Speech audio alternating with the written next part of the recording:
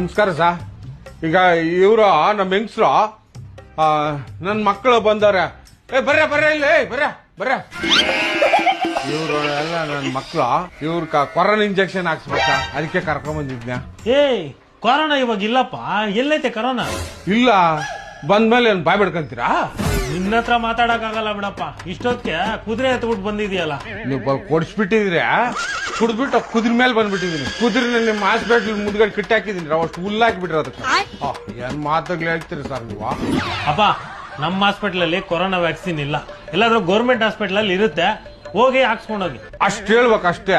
ಅದ್ ಬಿಟ್ಬಿಟ್ಟು ಬಂದಿಲ್ಲ, ಬರಲ್ಲ, ಡೊಂಗು ಡಸ್ಕೋ ಪುಂಗು ಪುಸ್ಕೋ ಅಂತ ಆಲೋಟೆಗೆ ಹೇಳ್ತಿನ ಮಾತುಗಳು ಮಾತಾಡಿರೋ ಸರ್. ನನ್ ಬಲ್ ಪಾಪ ನಮ್ಮ ಅಮ್ಮನಾಳೆ. ಅಪ್ಪ ಆಯ್ತು ಬಿಡಪ್ಪ. ಅಂದಂಗೆ ಯಾವ್ರು ನಿಮ್ದು? ಚಿಕ್ಕಬಳ್ಳಾಪುರ ಕೆಳಗಿನ ತೋಟಗಳು ಸರ್ ನಮ್ದು. ಸರಿ, ಏನ್ ಕೆಲಸ ಮಾಡೋದು? ವ್ಯವಸಾಯ ಸಾ. ಎಲ್ಲಿ? ಮನೆಯಲ್ಲ, ತೋಟದಲ್ಲ?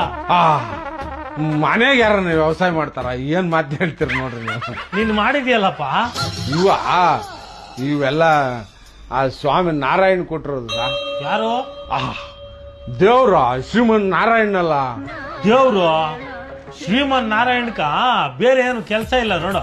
ದಿನಾಗ್ಲೂ ನಿಮ್ ಮನೆ ಹತ್ರ ಬಂದ್ಬಿಟ್ಟು ತಥಾಸ್ತು ಅಂತ ಆಶೀರ್ವಾದ ಮಾಡ್ತಾ ಇರ್ತಾನೆ. ಇವೆಲ್ಲ ದೇವ್ರು ಕೊಟ್ಟಿರೋ ಬಿಸಾಕತ್ತದ. ಇವೆಲ್ಲ ನನ್ನ ಬಂಗಾರಗಳು, ನನ್ನ ವಜ್ರಗಳು, ಒಂದೊಂದು ಮುತ್ತುಗಳು. ಈ ಮುತ್ತುಗಳನ್ನೆಲ್ಲ ಎತ್ತಿಕೊಟ್ರಳ ಈ ನನ್ನ ಬಂಗಾರ ಬಿಸ್ಕತ್ ಆಗಿತ್ತಕ್ಕಾಗ್ಲಿ, ಇನ್ನಕ್ಕಾಗ್ಲಿ. ನಮ್ಮ ಅಮ್ಮನ ದಿಗ್ಲೇ ಬೀಳಲ್ಲ. 2 ಲೀಟರ್ ನೀರು ನಂಚ್ಕೊಳಕ್ಕೆ ಅಲ್ಲಿ ಚಕ್ಲಿ ಇದ್ರೆ ಸಾಕು, ಇಡೀ ಪ್ರಪಂಚ ನನ್ನ ಪಂಚಾಕ್ ಸುತ್ಕೊಂಡ್ಬಿಡ್ತೀನಿ ನಮ್ಮ ಅಮ್ಮನಾಳೆ.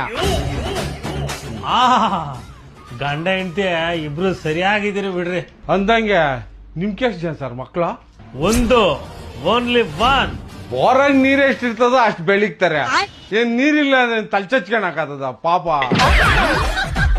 ನಡ್ರ ನಾವ್ ಕೊರೋನಾ ಇಂಜೆಕ್ಷನ್ ಹಾಕ್ಬೇಕು. ನಡ್ರ.